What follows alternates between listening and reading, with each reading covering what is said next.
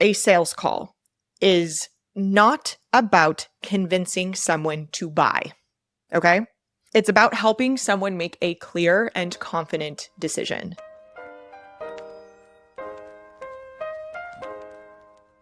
Hello, welcome back to Not Another Mindset Show. I have something different for you today. It's something I'm going to try, and we'll see if I'm actually capable of doing it. The idea that I had is to start doing some episodes here and there that I would like to call the 15-minute framework. I'm going to have to watch the time because we all know that I can talk and talk and talk, especially those of you who are HMCC students and have been on calls with me. Like, you could ask me 3 questions and 90 minutes is how long I could spend on 3 questions. So the goal here, though, is to give you something quick and tangible in 15 minutes. So today, the framework I have for you is something that I came up with for the HMCC alumni group. So if you are an alumni member, you will have heard this before, but chances are you need a refresher because you can only have so much stuff being stuffed into your brain all of the time. So what I have is the clear decision framework. And it's meant to help guide your sales calls, consult calls, discovery calls, whatever you call them.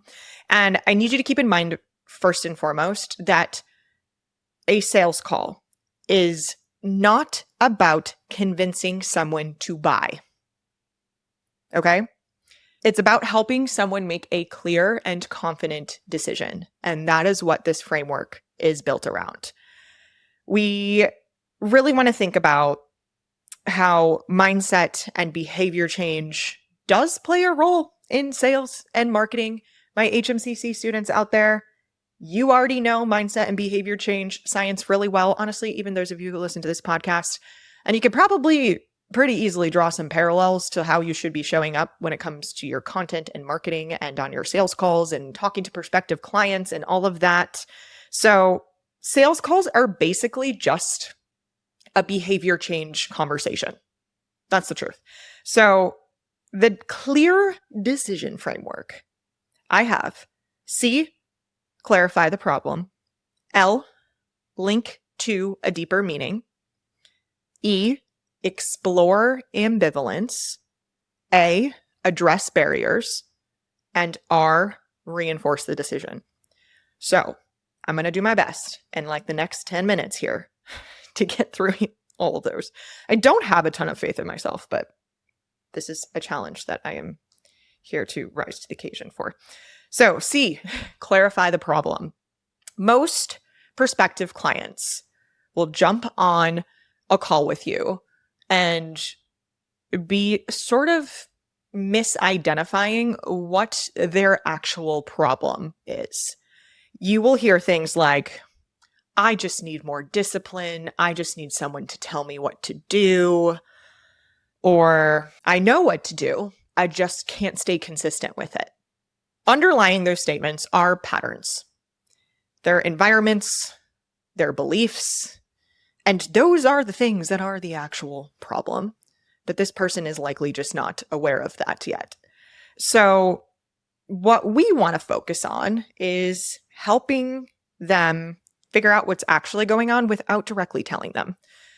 If they came to you and said, I just need to be more disciplined, and you were like, well, I'm going to tell you right now, discipline's not your problem.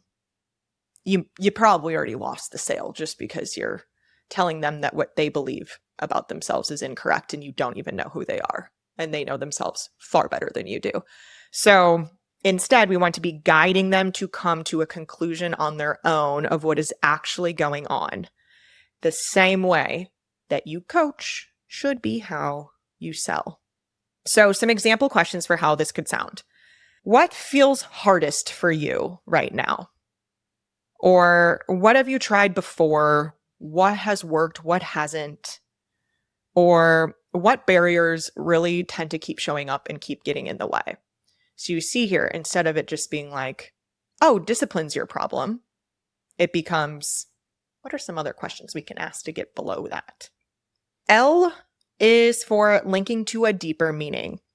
Okay, please know that people don't just buy solutions. I feel like this is talked about constantly all the time in marketing and sales content, that people want to buy a solution to their problem, and that's like the main thing. The truth is, they invest in how they want to feel and who they want to become. They invest in the transformation, not just the solution. I mean, the solution's still part of it, but I think we're giving too much credit to just the solution. So we want to link to a deeper meaning. How can you connect the problem that they're going through, that they're describing to you, or the solution that you have, to something that's personally meaningful for them? You can think about important aspects like values, identity, or where their motivation is currently coming from. And you could ask them, why is this an important thing for you to do right now? Or what would change for you if all of this felt so much easier? Or even, how would life look different if this wasn't a struggle for you anymore? Link to a deeper meaning. Okay, E is explore ambivalence. Ambivalence is a big word that we use in HMCC all the time. And it's often confused with resistance. I think that if someone wants to change, they want to do something, but then they're also at the same time arguing against doing that thing, arguing against making those changes, that is ambivalence, and it is a normal part of the change process. It is not resistance. So when we think about that, most people on a sales call, they want to make a change. They signed up to work with you, or applied to work with you rather. They want to do this. They want to make a change in their life, but they probably will also come to you with like, here's all the reasons why this is hard, or why I feel like I can't do it, or why I probably shouldn't do this, even though I'm here telling you that I want to.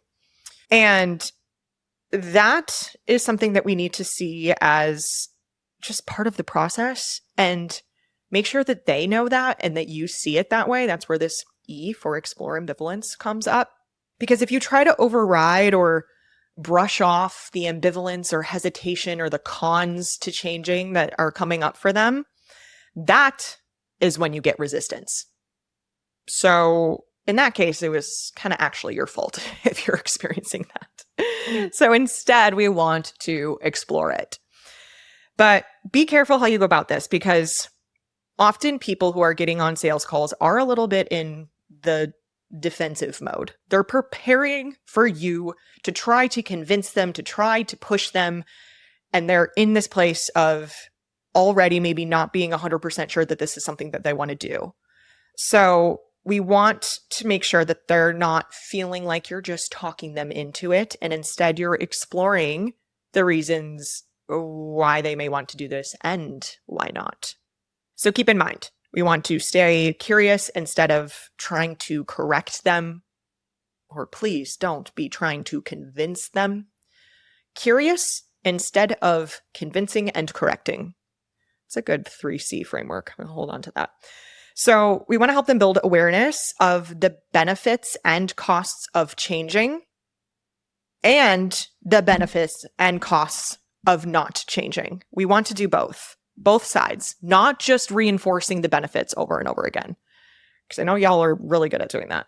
So some questions to ask. If anything, what might make you hesitant to hire a coach? This is an investment, and I don't want to downplay that. What thoughts come up for you when you think about the decision to move forward? Our brains need to feel safe in order to make a decision like this. It's a biological thing. Are there any concerns that are coming up for you right now? See how you're like actually exploring everything that's going on, not just jumping to here's all the benefits, here's all the reasons why you should do this. Explore it. Okay. A is for address barriers. With this one, we need to first and foremost kind of reframe the idea of handling objections, because it's really about just collaboratively navigating barriers with your prospective client on the other side of this sales call. We're not just handling their objections. And I've talked a lot about the idea of basic psychological needs on the podcast. If you're an HMCC student, you should probably know these by heart: autonomy, belongingness, and competence. And we need to feel those things in order to feel motivated and stick with things and want to do things. So those objections that you hear on sales calls, it's usually just because one of those psychological needs is being neglected or is just missing from the conversation entirely. Whether that is something that you're paying attention to or not, it could be happening. Autonomy, belongingness, and competence. Which one of those is being neglected or missing from the sales conversation? So for example, some common objections and how you could address the barrier within. Let's say their objection is time. I don't know if I have time for this. I don't know if I'm going to be able to do this. I'm traveling. I have all this stuff coming up in my life. You could say, what would make this feel manageable with your current schedule as it stands? If the objection is around money, you could ask, what would need to happen for this to feel like a good investment for you? If self-doubt is the objection, they don't really know if they can trust themselves to follow through, which is so often the real thing, the core objection, even if they're saying time, money, or something else. You could say, what would you need to feel confident that you'll see results? What makes you feel like you wouldn't? And now we're really getting into some juicy stuff with that. Okay, lastly, R is reinforce the decision. The key question to ask here is, based on everything we talked about, what feels like the right next step for you? Try to be prescriptive in your offer. Try to really make it clear that you are paying attention, that based on XYZ very specific thing they shared with you, here's what I generally would recommend. We spend 6 months together. I think that could get you from point A to point Z. Don't literally say those things, like explain to them, future pace what's going on. Be prescriptive, be intentional with what you say, rather than just, all right, sounds like you're a great fit. Let's do 6 months. Doesn't work as well. So if they don't want to move forward after you have that conversation, ask them what they plan to do on their own. And this could actually be an opportunity for you to provide some focus areas for them and say, hey, no worries. Feel free to take some time to think about it. Maybe something will shift in the next month or so based on very specific thing that they shared with you. Bring that back into the conversation. And maybe give them like a high level what they need to focus on, those focus areas. Not necessarily a how-to. Don't start coaching them on the call. But that also gets them to kind of see and feel like what it would be like if they were to decide to hire you as a coach. So you could also send them, maybe you have some free resources, some podcast episodes you've done, something like that, to kind of just like keep them in your world and also still give them something. So if they say yes, but not now, we get that a lot, right? I don't think now's the time. This seems really great. It seems like something I want to do, but I just can't do this right now. Then confirm when you're going to follow up, and then leave them with something in the meantime. Again, whether it's that like high level, here are some focus areas, here's a couple things I'll send you. And overall, with this entire clear framework, what we are aiming to do is reduce uncertainty, reduce cognitive overload, reduce perceived risk, and reduce any internal conflict that they are facing, while simultaneously increasing clarity, self-efficacy, autonomy, and connection with this person. So, okay, I think I did all right. We may have been a few minutes over 15, but honestly, I'm pretty impressed with myself. The way I kept looking at the time, like, okay, you could go deeper in this, but don't. 15-minute framework, Kasey. Okay, I hope you enjoyed this. I would love to hear what you think of it.